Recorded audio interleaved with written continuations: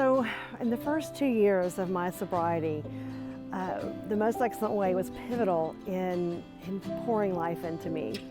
And I remember specifically one meeting where I even know where I was sitting in the room. I remember the chair. I remember everything about the room.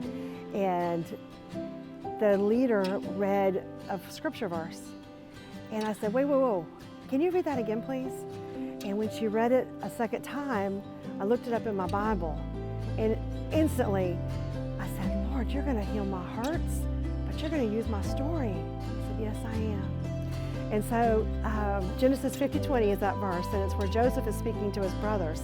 And his brothers had sold him into slavery, and Joseph lived a hard life.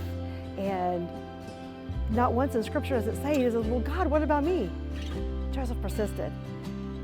And the scripture verse that Genesis 50:20 reads says that you intended to harm me, but God intended it for good to accomplish what is now being done, the saving of many lives.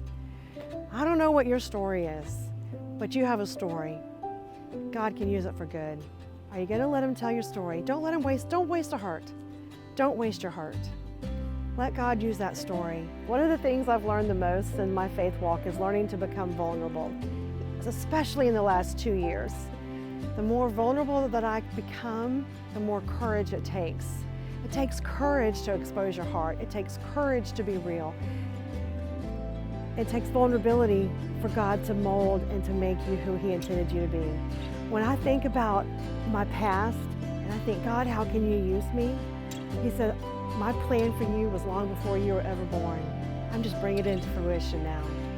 So my hope is that whatever my story is, whatever he continues to make it be, that it's going to be good, that someone's going to hear it, that someone's going to say, I want what she has.